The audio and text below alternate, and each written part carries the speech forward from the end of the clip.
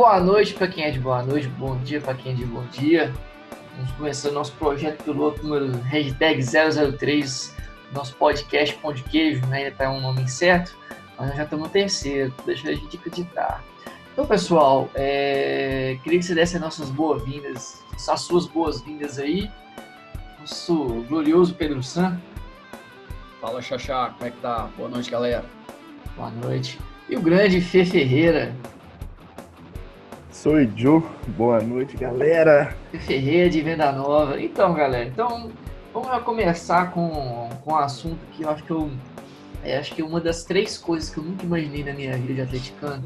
A primeira, o Galo ganhar a Libertadores, a segunda, o Cruzeiro na Série B, e a terceira, o Galo ter um próprio estádio, né? Então, já estamos começando a capinar, já chegaram com os tratores lá. Então, de fato, a obra está acontecendo. Então, é um sonho de atleticanos aí que nem estão entre nós, se tornando realidade. Eu acredito que, além de trazer um progresso para aquela região que ela, digamos, é um pouco morta, né? Vai acabar com o trânsito ali. Pode ter certeza que dia de jogo de Libertadores, jogo de brasileiro, de lotar, o trânsito na Via Expressa, eu que moro aqui, eu sei como é e vai ser daquele jeito. O metrô vai ser abarrotado igual o outro, né? O Independência. E eu tenho uma grande expectativa que aconteça igual aconteceu com o Corinthians, né? Não em relação à dívida, mas em relação aos títulos. O Corinthians ganhou 2 brasileiros, né? Após o Itaquerão, e tem um tri aí do Paulista. Então, o Corinthians, fundido ou não, pagando ou não pagando, eles estão ganhando título, né? E eu espero que aconteça isso com o Galo também.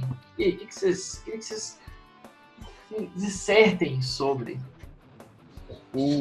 A questão do estádio. Igual o Chaz bem falou aí, é uma das três coisas que até é um passado bem recente aí, inimagináveis. Mas eu acho que era a pior de todos. Ganharam o campeão da Libertadores, era difícil de ver, de acreditar, mas a gente sabe que futebol, as coisas mudam, tem muitas coisas que entram ali em um ano que é perfeito e tudo dá certo. O Cruzeiro cair, eu sempre acreditei, né? Porque eu ainda acredito que a gente ainda vai ver que todos no Brasil vão cair um dia. E talvez eu não imaginava que seria agora, mas eu tinha certeza que um dia ia cair. Agora, o estádio, principalmente pelas cifras que representam e por estarmos lembrando que tem, vamos dizer, de grande só 2 e ter um estádio como o Mineirão, um estádio super moderno, eu realmente não acreditava que nem Atlético nem o Cruzeiro um dia teriam esse peito de construir um estádio. Então, realmente, muito se falou, né? Já vem 5, 6 anos se falando nisso, e eu acho agora que o trator realmente começou a passar lá, que eu falei, nossa, agora sai, agora vamos ter um estádio. Pois é, o que mais me chamou a atenção é que eu também achava bastante improvável nesse projeto utópico, desde que eu me conheço por gente, tem essa história que o Galo vai construir estádio, sempre foi até motivo de zoeira e tal. E o que me espantou, na verdade, que me deu medo, assim, né? Pensar assim, pô, o Galo tem dinheiro para construir estádio, será que não vai ficar falido depois, né? Mas como é o plano, é muito bom, né? Porque o Galo vai gastar 410 milhões nesse estádio, né? Sendo que o terreno foi doado, então nesses 410 não está incluso o valor do terreno.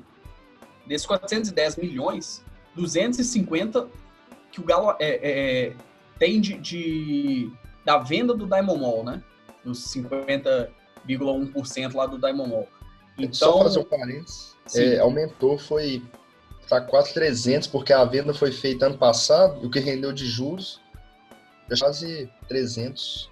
Quase 300, mas aí também, de certa forma, assim, nesses 410 também, acaba que, né, com os juros também vai ficar um pouco mais alto. Então, assim, esses 410 falando mais, assim, de quando foi orçado e tal. Então, assim, esses 250, 300 milhões só da venda do shopping, né?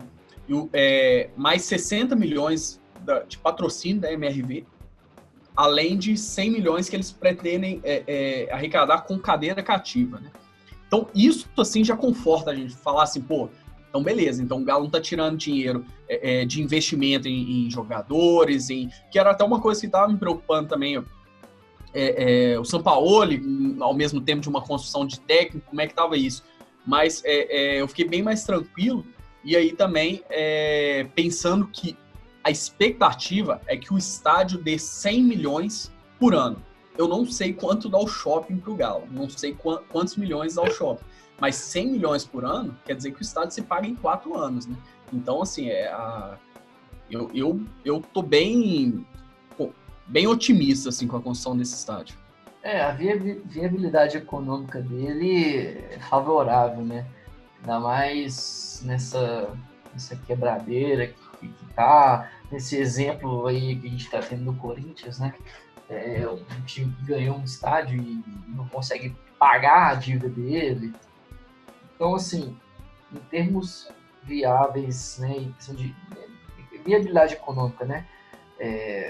Plano diretor, aquela coisa toda, parece ser um ótimo negócio, né? Então é um avanço para o clube. O clube ele está conquistando um patrimônio, né, dele, de fato, e totalmente ligado ao futebol, que é bem interessante. O Galo tem o Diamond Mall, mas é aquela coisa, o Diamond Mall é do Galo, mas rende, é uma grana boa, mas então há a possibilidade de fazer grana também com o futebol. Isso é legal.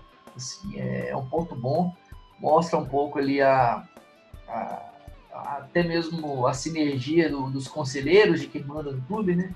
Mesmo tendo aí a parte contra, que é democrático, né? Tudo que é contra a ideia, tudo que tem uma ideia contrária, se for para agregar, é bem-vindo, né? Mas mostra ali uma sinergia e uma vontade de crescer como clube, né? Agora, voltando assim ao futebol, eu acho que o Galo ele manda no Mineirão, manda no outro, né? Quando joga em casa, a gente tem essa de jogar em casa, a gente ganha.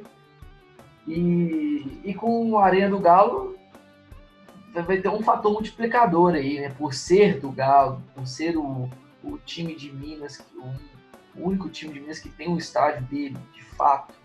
O América tem independência, né? Mas foi doada pela prefeitura.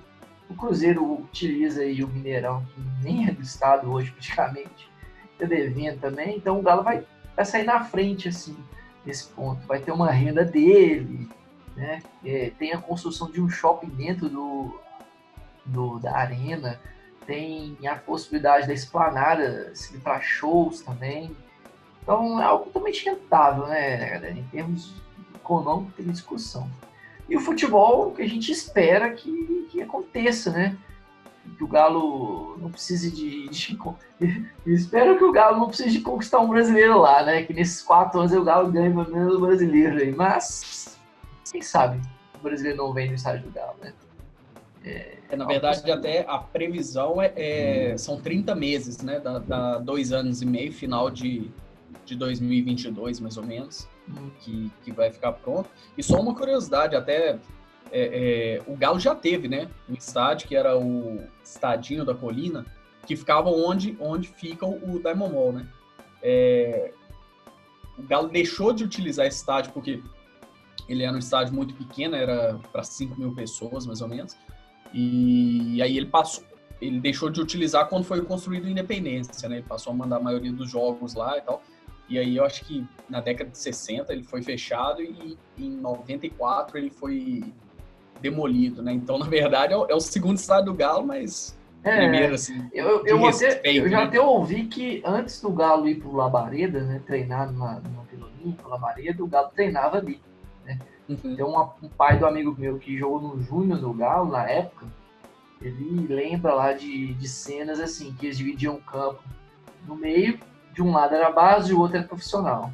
E quando os meninos da base chutavam a bola do lado do campo que era dividido para o profissional, a galera pegava a bola e chutava na Olegário Maciel para os meninos ir lá pegar. Então, tipo assim, ali o Galo utilizava aquilo ali para treino, né? Depois teve os clubes aí que eram... Não só para treino, mas eu acho que até para moradia, né, do pessoal, que eu já vi história do Reinaldo, ele contando assim, ele ia pro treino, aí ele sempre citava ali meio que o Lourdes ali, então dá a entender que era realmente ali o lugar de treino, né?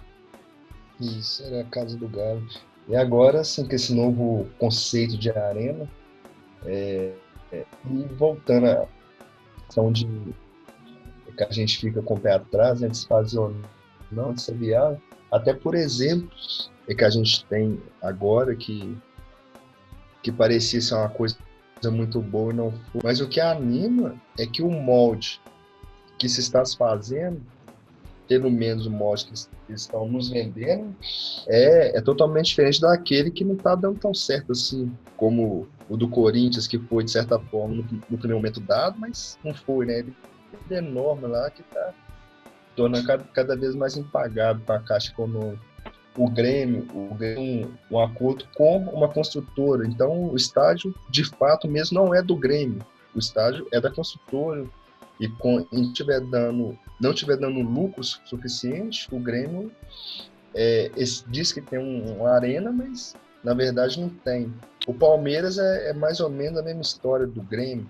Se o show, tiver um lucro muito alto, o clube ganha. Mas se tiver, o clube tem um prejuízo, porque o percentual maior é da construtora. O do Galo vai contra isso, porque, teoricamente, né, 50% mais, né, 250 milhões aí, de 410, dá aí 60 para 70%, é dinheiro do próprio Galo. É um dinheiro, assim, que até então era um dinheiro especulativo, né, não existia esse dinheiro vivo, e agora existe, que foi a venda do shopping. E outros, a MRV vai entrar, mas até então, o que a gente sabe, né, é que tem uma dívida com a MRV. Esse outro dinheiro que a MRV vai entrar é um dinheiro que vai ser pago com o nome, né, da Arena MRV. Os name então, rights. Assim, teoricamente, isso. Teoricamente, o Galo vai ter um estádio quitado. Então, o que entrar vai ser lucro. Então, esse molde, se realmente for verdade, é muito que não acontece com os outros, que vai acontecer com o Galo. Tudo que for show, bilheteria, tudo é lucro. Então, essa coisa que o Sete Câmara falou essa semana de 100 milhões, se torna possível por isso.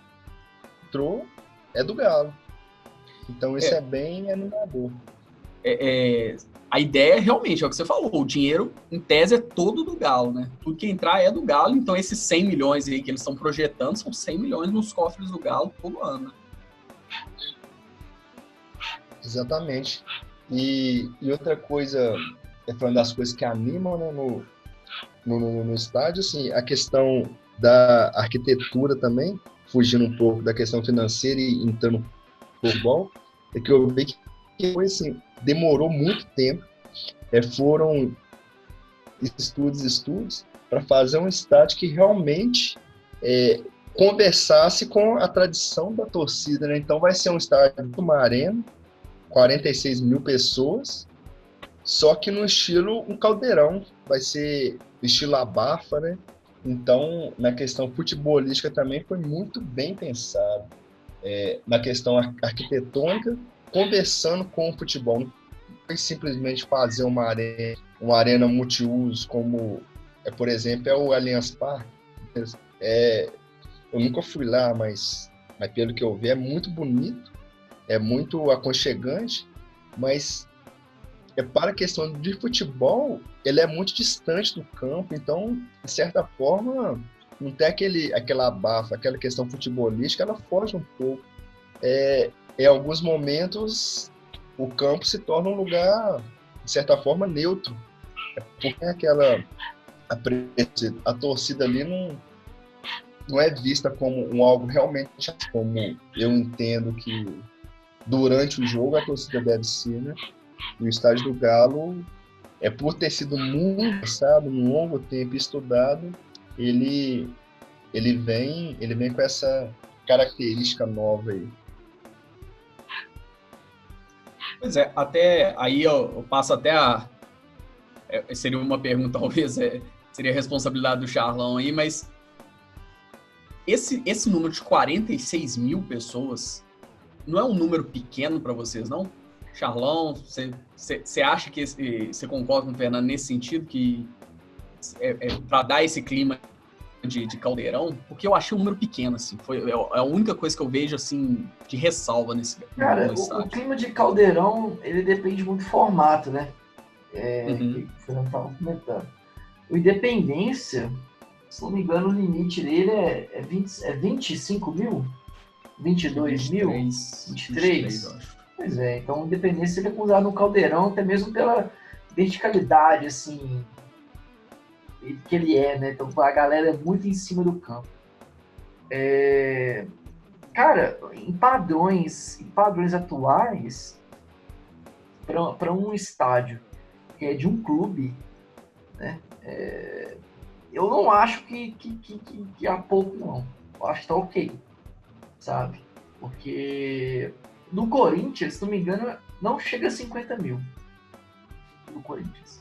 Mas o Corinthians está sempre cheio, né? Então eu acredito que a ideia da construção do estádio para ter essa capacidade é que ele permaneça sempre cheio. O Mineirão, ele tem jogos, antigamente, hoje em dia, que ele não atingia a capacidade dele máxima, era difícil. Então, assim, para se construir um caldeirão, vai precisar de saber como é o estádio. Eu acredito que 40 mil se construa um caldeirão, cara. Ainda mais com a torcida do Galo. Eu acho ok, para os padrões de hoje, até mesmo o acesso ali. Não consigo ver, por exemplo, sei lá, 70 mil pessoas deslocando para Arena do Galo, na Express e no Anel, sabe? Eu acho que fica meio complicado, assim. Então, acho que para mim é um número bom. Eu concordo. Eu penso assim, num número bom e até para mais. É porque, assim, agarrando em isca, eu só não sei a média do Flamengo ano passado. Ano passado eu vi uma estatística dos últimos campeões. Então, a média durante todo o campeonato, eu lembro que do Cruzeiro de 2013 e 2014 era de 27 mil, depois do Corinthians era de 30 e o Palmeiras era 31 ou 32. Então, no final das contas, acho que o que se pensou para esse número foi a taxa de lotação, né? Porque no campeonato, a tendência que vem é que não passe de 30 mil, que gira em torno de 30 mil. Claro, vai ter jogos, se o estádio tem capacidade para 100 mil, vai ter 100 mil. Mas no final do ano, pensando em toda aquela infraestrutura, manutenção, a sua média é mais importante do que esses jogos esporádicos, que vão utilizar toda a capacidade do estádio. Então, de 46, você pegando que os últimos 5, 6 anos, a média gira em torno de 30 mil, o 46 já é, até de certa forma, com sobra. Se pensando em longo prazo, no ano inteiro, campeonato. Então, assim, acrescentando a informação aí, Fernando, em 2017, ano que o Corinthians deitou, ele ganhou o Paulista e o Brasileiro daquela forma, a média da torcida do Corinthians era 34 mil no Brasileiro. Então, assim, não teve o maior público, nem teve a maior arrecadação em jogos isolados, mas atraiu 34 mil torcedores para os jogos, né? E isso teve aí uma arrecadação de 63 milhões no ano, só com isso, no brasileiro, né? E contando o brasileiro. Então, assim, eu acho que nós trabalharmos com picos e vales no gráfico não seria interessante do modo de vista econômico. Então, é sempre ter uma média, é sempre importante. E a partir de que isso vai acontecendo sempre, isso também ajuda muito na mística do estádio, na mística do caldeirão, daquela coisa que jogar na Arena do Galo é mais complicado. Então, eu acho um número bom. Você acha, Pedro? Ou você acha que poderia ser mais? Pois é, nesse sentido vocês estão certos, assim, porque eu acho que quando eu vi, eu pensei assim, pô, o Mané Garrincha, por exemplo, de Brasília, né? É 70 e tantos mil num estado que não tem jogo, não tem time na Série A, né? Então,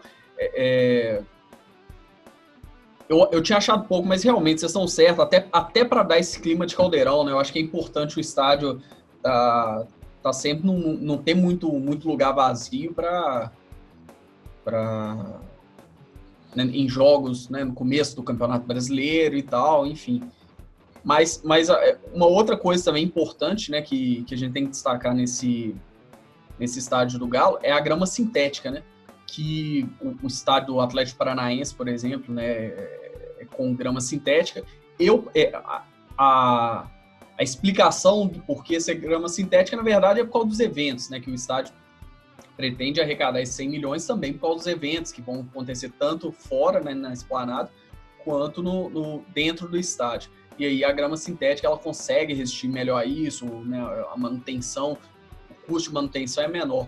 Mas eu acho que também é um trunfo, assim, sabe? O time, todos os outros times estão acostumados a jogar na grama convencional e tal, na grama natural, né? E aí você tá acostumado a jogar na grama sintética, eu acho que é um trunfo, tal como foi lá com o Tijuana, que não foi um jogo fácil lá, vocês vão lembrar, em 2013, né, o estado de Tijuana era grama sintética e o Galo teve muita dificuldade. Então, eu acho que esse é um outro ponto importante desse estádio. Que com certeza vai ser, mas eu acho que a partir de agora vai ser uma tendência. O Palmeiras esse ano, ele só não estreou a grama porque o futebol encerrou, né, por causa do coronavírus e tal. Porque ele estava fazendo jogo em Araraquara e Pacaembu porque estavam trocando a grama. Eu acho que daqui para frente, principalmente essas arenas multiuso, a tendência realmente é ser a grama sintética, justamente pela natureza dela, né, de ser multiuso e ter shows, outros eventos. E realmente é muito futebol. O Palmeiras, ano passado, fez alguns jogos com a grama, até esteticamente, é feio. E reclamação de jogador, e, né? Essas cifras milionárias não pode correr o risco de, por exemplo, jogador torcer o pé, o joelho, é por causa de uma falha na grama. Então né, de certa forma, inadmissível isso. Então, eu acho que daqui para frente é grama sintética. Cara, e eu acho que já devia estender para todos os campos, cara. Eu não acho... a manutenção da grama natural, cara, ela pode ser feita a eventos. Tipo assim, uma Copa do Mundo, um evento, não sei, uma final de Libertadores. Ali você consegue falar, poxa, vamos ali preparar o estádio para estar naquele jeito, aquele tal. Você consegue ter um controle. Uma Copa do Mundo, uma Copa América. Agora, poxa, imagina você, todo jogo do brasileiro, você ter que ter aquela grama daquele jeito. Aí você vai e empata um jogo que a bola entrou no buraco de grama e matou o Vitor. Então, assim, cara, lança sintética, já vamos começar com tecnologia. Eu acho que ela é mais barata. A tecnologia da grama sintética eu não acompanho, mas eu acredito que se ela não for igual, ela é bem parecida. E, em média, os benefícios são quase os mesmos. Então, não vejo porquê também de não ser grama sintética. Bota a grama sintética, cara. E bora a bola vai rolar. Mas os estádios fora do país, eles não são, né? Do Barcelona, do Real, né? Eu acho que não devem ser, né? Mas vocês acham que tende a ser uma tendência também no mundo ou é um caso particular do Brasil, a dificuldade de clima? Pois isso me intriga muito, porque os estádios europeus, né, estão há muito tempo arenas e não em geral, não é sintético. Então, o porquê de lá eles conseguiram usar e que não. Eu não sei, tem uma coisa que já tem alguma artimanha de se fazer, porque tem a questão do clima também, quando neva, a grama reage de tal forma. Agora, como a arena é uma coisa moderna, essa algum tipo de infraestrutura permitiria isso, eu acho que seria feito. A não ser que essa justificativa de colocar sintética é para conservar, seja apenas um pretexto naquela coisa de artimanha brasileira, de querer levar vantagem em mínimos detalhes, achando que com a sintética leva vantagem, então vou botar lá, porque realmente essa coisa me intriga. Eu não tenho o porquê que os europeus usam as arenas até com mais shows do que aqui, mais eventos, e no entanto a grama é natural. Fiz uma rápida pesquisa aqui. Em 2016, o Barcelona ele trocou a grana por uma grana híbrida.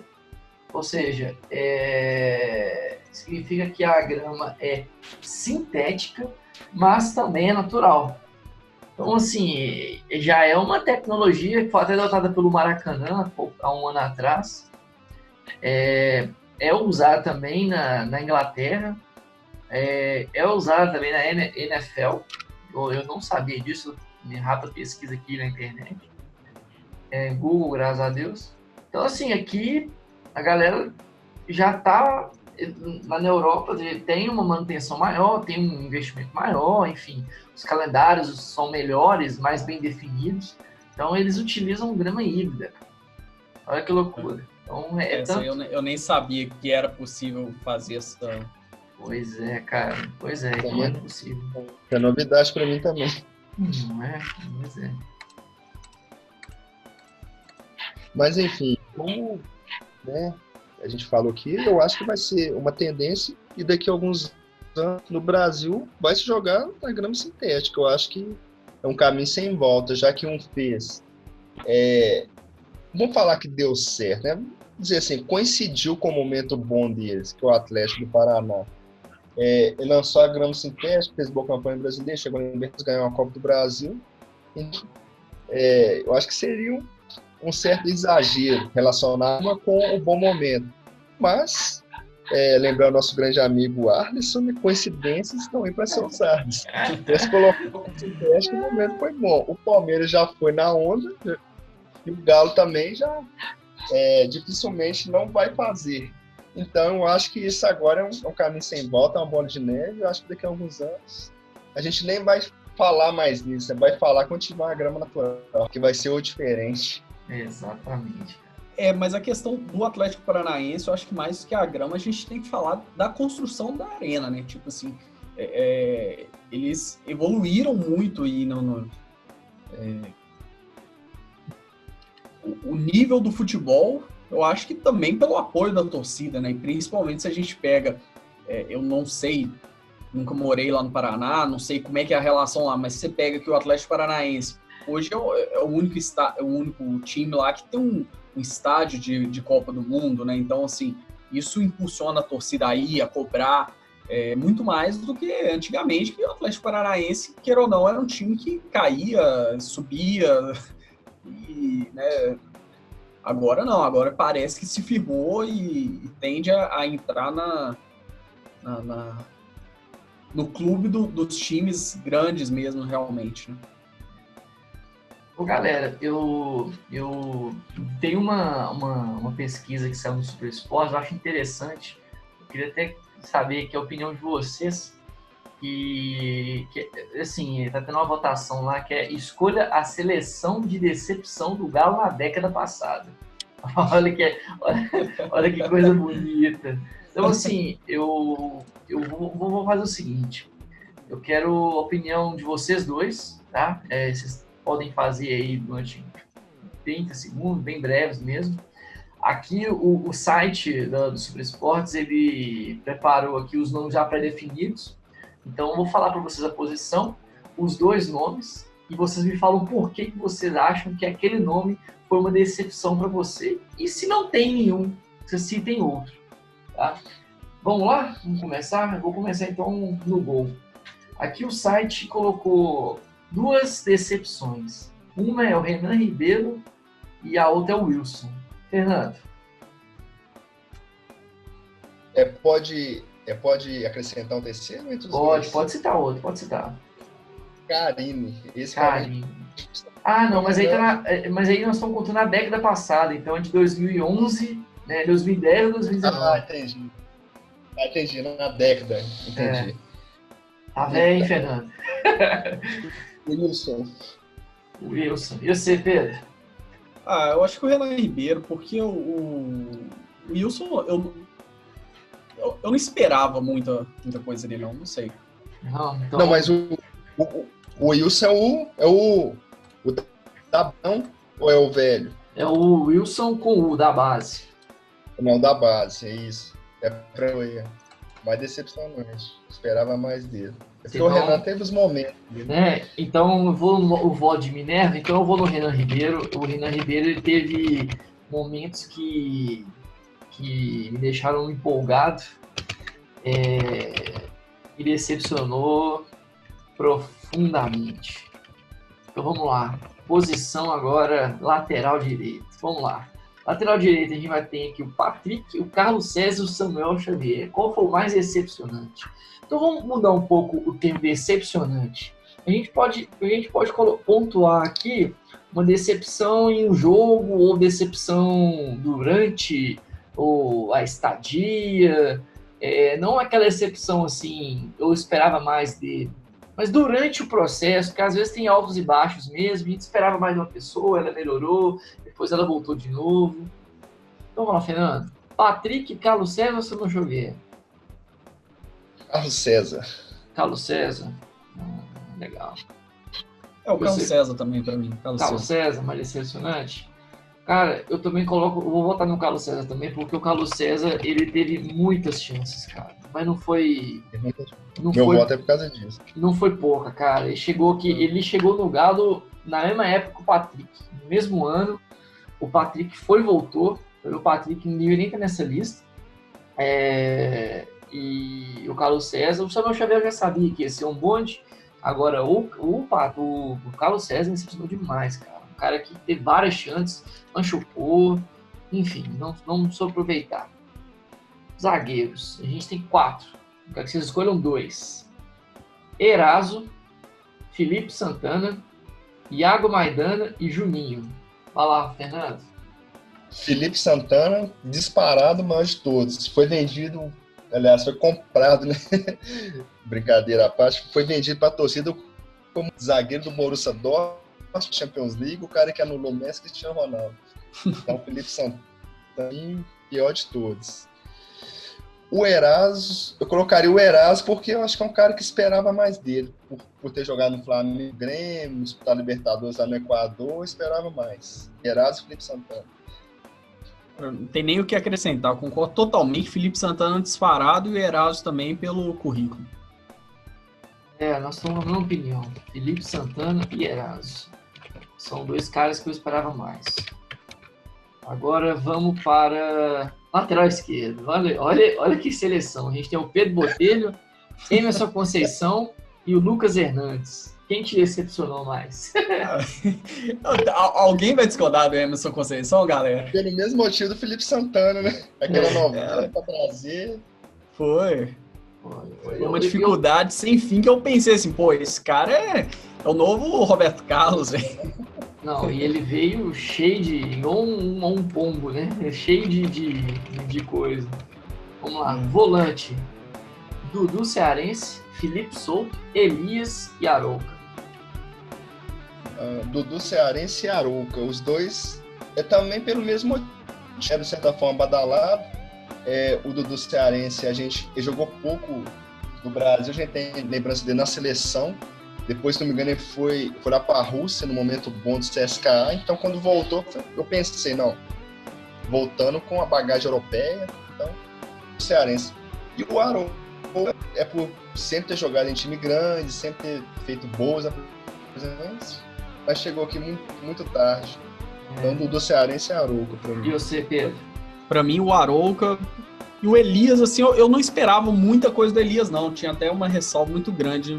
O Felipe Souto do Cearense, pra mim, também não esperava nada, não. Então o Arouca só, não sei. O Arouca venceu por unanimidade, para mim também, e agora eu vou votar no Felipe Souto. Então, cada um votou em um. Eu voto no Felipe Souto, porque o Felipe Souto ele tem potencial.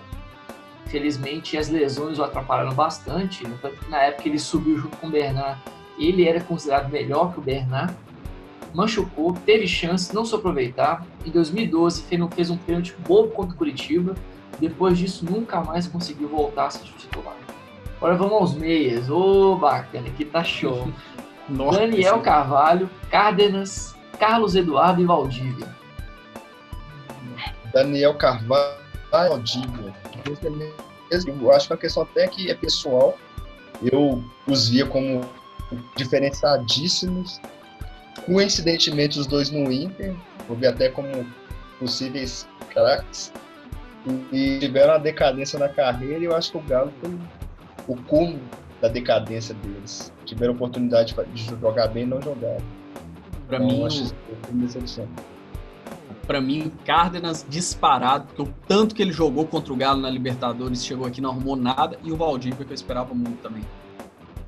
Então o Valdívia, mais uma vez, é um unânime, e eu era iludido nessa época, e eu achei que o Daniel Carvalho ia formar o trio 3D, seria Diego Tardelli, Daniel Carvalho e Diego Souza, e pra mim decepção foi quase um trio Série B, mas por um pouquinho a gente não caía, né? Agora o ataque tá legal, Jobson, André, Robinho, Cleiton ou Fred? Cleiton, com certeza, porque veio assim, na época todo mundo do Brasil queria, lá, driblou o Palmeiras, Corinthians, e trouxe e nem conseguiu jogar. Agora os outros tá difícil. Pra mim é Robinho e Fred. Robinho e Fred, pra mim é Jobson e Cleiton. Eu também, Jobson e Cleiton, porque o Jobson também foi uma decepção, não só no Galo, né? Foi na vida. O cara jogou a carreira. Nos ensinou como não devemos comportar. Então é isso aí, galera. O nosso podcast vai chegando ao fim. Isso é um bate-bola, jogo rápido aqui, bem tranquilo. Só pra gente relembrar que nós também já sofremos. Não tivemos só glória, se você acreditar. Um abraço, galera. Fique com Deus. Até o próximo podcast. Um abraço. Até a próxima. Valeu.